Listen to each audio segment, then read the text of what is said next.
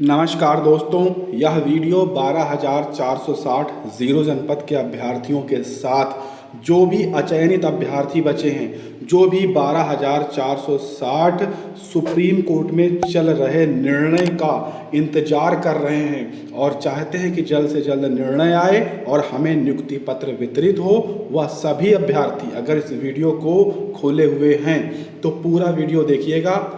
कब से क्या हुआ और आगे भविष्य में क्या होगा और कौन से अभ्यर्थियों को नियुक्ति मिलेगी, ये हम इस वीडियो में डिटेल से आपको बता देंगे। तो जैसा कि आप सभी को ये चीज़ें पता चल गई होंगी चैनल के माध्यम से कि 27 अक्टूबर को सुबह 10:30 बजे से सुनवाई शुरू हो जाएगी। अब हम आपको ये भी बता दें कि वीडियो को लाइक शेयर करने के साथ चैनल को सब्सक्राइब कर लीजिएगा, ताकि क्योंकि आपके लिए इतनी सारी अपडेट लाई जाती हैं, इस वजह से इतना तो बनता ही है। सबसे पहले सभी अभ्यर्थियों को नवरात्रि की यहाँ पर हार्दिक शुभकामनाएं हैं और हम आपको साथ में ये भी बताते चलें कि कोर्ट नंबर 4 में 3 जजों की बेंच में 1 नंबर पर यह सुनवाई होने वाली है। ये पिछले वीडियो अगर आपने देखे हैं तो ये सभी चीज़ें आपको पता होगा। अब जैसा कि पिछली सुनवाई में अधिवक्ता जो दिनेश सर हैं, उनके माध्यम से जज महोदय के से ये रिक्वेस्ट किया गया था कि एक वॉल्यूम फाइल करना चाहता हूं मैं, मतलब ये जो जीरो जनपद के अधिवक्ता हैं उनके द्वारा। तो उन्होंने कहा था ठीक है, आप इस पर एक वॉल्यूम आप फाइल कर सकते हैं, सहमति जताई थी। उन्होंने कहा था कि 12 अक्टूबर तक आप ये फाइल कर दीजिएगा। बाकी के जो अधिवक्ता हैं वह सभी अगर लिखित सबमिशन देना चाहते हैं तो 16 अक्टूबर तक सभी पक्ष अपना रिटर्न सबमिशन दे सकते हैं, ऐसा चीज़ कही गई थी। उस पर जो शून्य जनपद के अधिवक्ता हैं दिनेश सर, उन्होंने 415 पेज का वॉल्यूम शून्य जनपद की तरफ से फाइल कर दिया 12 अक्टूबर से पहले। ये हमने आपको सूचित पहले भी किया था। बाकी जो भी विपक्ष से चयनित अचयनित जो भी यहाँ पर पार्टी बने हुए हैं, जो भी इसमें आईए जिन्होंने डाली है, वो सभी लोग 16 अक्टूबर से पहले उन्होंने अपना रिटर्न सबमिशन दाखिल किया। जहाँ पर 51 जो चयनित की तरफ से है वो एक काउंटर फाइल किया गया। उसमें उन्होंने कहा, क्या कहा है काउंटर में, देखिए मेन पॉइंट जो है वो 51 जो चयनित हैं, जो नौकरी कर रहे हैं 4000 के आसपास लोग, उन्होंने कहा है अपने काउंटर में कि शून्य वालों को उम्र में छूट दे दी जाए, उनकी आयु में छूट दे दी जाए और अगली भर्ती में इनको मौका दिया जाए और इस अपील को खारिज करके लखनऊ हाई कोर्ट भेज दी जाए। ये उन्होंने मेन मुद्दा बनाया है 51 चयनित ने। अब इनकी तरफ से जो रिटर्न सबमिशन है वो पूरी तरह से 16 अक्टूबर से पहले इन्होंने, इनके जो अधिवक्ता हैं उन्होंने ये कहता हुए, ये सभी चीज़ें कहते हुए फाइल कर दिया। अब 51 अचयनित हैं वो भी इसमें हैं, उन्होंने भी आगे डाल ली है।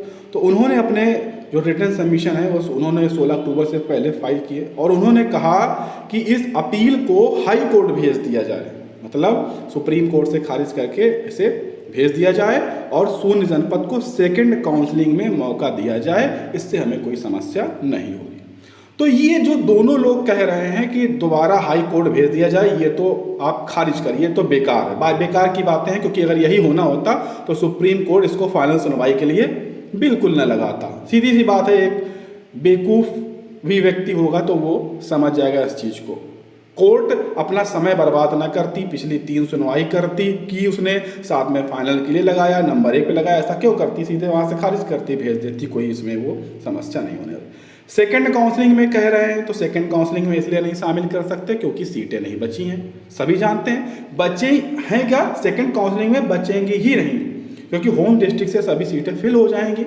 बहुत सारे ऐसे ज़िले हैं जहाँ पर 10, 20, 50 सीटें थी। आपको लगता है कोई सीट बचेंगी, कोई सीट नहीं बचेंगी, तो अभ्यर्थी सेकंड काउंसलिंग में शामिल होंगे भी तो कहाँ होंगे, इसलिए वो भी कोई चीज़ें नहीं है, ठीक, क्योंकि उनके ज़िले में सीटें बिल्कुल भी नहीं है, इसलिए ये चीज़ें, तो ये सब चीज़ें जो है एकदम बेकार की बातें हैं, इस पर कुछ भी निर्णय नहीं वाला है। बात आती है सरकार की।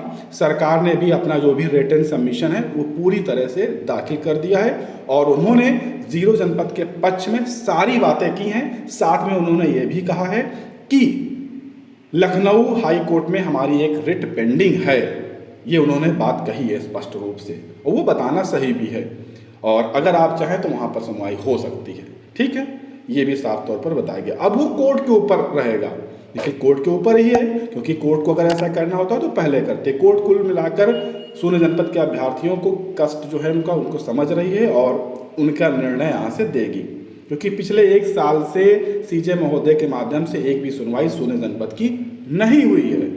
तो जब सुनवाई ही नहीं होगी तो आगे आने वाले 10 साल में भी निर्णय नहीं आएगा।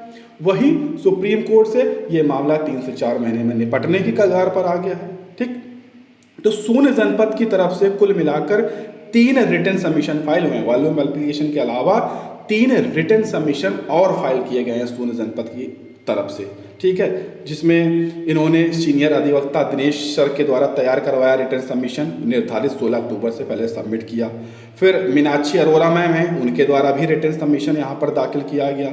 साथ में अधिवक्ता हैं पारुल शुक्ला मैम, जो किए गए थे, उनके माध्यम से भी सरकार को नोटिस हुआ और उन्होंने अंतिम पड़ाव तक इसके लिए पूरा चीज़ें की। और सुप्रीम कोर्ट के जो ऑर्डर है, जजमेंट, वैल्यू एप्लीकेशन, वो सभी चीज़ें उन्होंने फाइल कर दी, रिटर्न सबमिशन वगैरह सभी चीज़ें। 3 प्रकार के यहाँ पर रिटर्न सबमिशन फाइल किए गए। यहाँ पर सबसे बड़ी अपडेट यही है, पिछली बार भी आपको पता है, सलमान खुर्शीद सर, अधिवक्ता सलमान खुर्शीद सर शून्य जनपद का पक्ष यहाँ पर मजबूती से रखने के लिए पिछली सुनवाई में आए थे, लेकिन कोर्ट ने ज़्यादा किसी को बोलने का मौका नहीं दिया। बड़े सीनियर अधिवक्ता हैं तो जब मौका मिलेगा तभी बोलते हैं, बीच में दूसरे की बात को काट कर बोलना इन अधिवक्ताओं का नहीं रहता है। ठीक है, तो अब जो फाइनल सुनवाई होगी ये यहाँ पर शून्य जनपद की बात को अच्छे से रखेंगे और इसी का डर चयनित और अचयनित सभी को है। लेकिन चयनित को होना चाहिए, लेकिन अचयनितों को डर नहीं होना चाहिए, क्योंकि शून्य जनपद की चीज़ से ही सभी अभ्यर्थियों को यहाँ पर नियुक्ति पत्र दिया जाएगा। ठीक है, अब यहाँ पर सभी के रिटर्न सबमिशन दाखिल हैं, इसलिए किसी भी प्रकार की 27 अक्टूबर को कोई किसी का बहाना नहीं चलने वाला है कि हमारा ये सबमिट नहीं हुआ है, हमारा वो सबमिट नहीं हुआ है, अगली तारीख, ये सब चीज़ें तो बिल्कुल भी चलने वाली नहीं है। शून्य जनपद की तरफ से सीनियर अधिवक्ता दिनेश सर, सीनियर अधिवक्ता मीनाक्षी अरोरा मैम और जूनियर अधिवक्ता पारुल शुक्ला मैम, साथ में सीनियर अधिवक्ता सलमान खुर्शीद सर, ये सभी यहाँ पर मौजूद रहने वाले हैं। ठीक है, कुछ और भी रहेंगे, जैसे कि जूनियर अधिवक्ता पल्लवी शर्मा, ये टीम द्वारा, इनको इलाहाबाद जो टीम है उन्होंने भी कर रखा है, तो ये भी सब यहाँ पर रहने वाले हैं सुनवाई में। तो ये सभी चीज़ें, बातें हैं सुप्रीम कोर्ट में जो आगे चल के होने वाला है 27 अक्टूबर 2020 को। अब यहाँ पर न्याय मिलने की पूरी संभावना है और सभी अभ्यर्थियों को यहाँ पर न्याय भी मिलेगा। ठीक है, क्योंकि ये जो ऑर्डर है सुप्रीम कोर्ट का, ये फाइनल आदेश होगा और ये सर्वमान्य होगा, क्योंकि इस आदेश के खिलाफ कोई भी अभ्यर्थी आगे की कहीं कोर्ट में जाने का कोई ऑप्शन ही नहीं बचेगा कि हम यहाँ चले जाएंगे, वहाँ चले जाएंगे, और ये कोर्ट सरकार को मानना पड़ेगा। आप किसी प्रकार के भ्रम में ना रहें, यहाँ से नियुक्ति पत्र सभी को प्राप्त हो जाएंगे। तो ये अपडेट है। बाकी किन अभ्यर्थियों को नियुक्ति मिलेगी, कैसे मिलेगी, इसकी अपडेट हम अगले वीडियो से माध्यम से डिटेल से देंगे, क्योंकि ये वीडियो लंबा हो रहा है। तो इसको लाइक शेयर करने के साथ सब्सक्राइब कर लीजिएगा अगले वीडियो को देखने के लिए।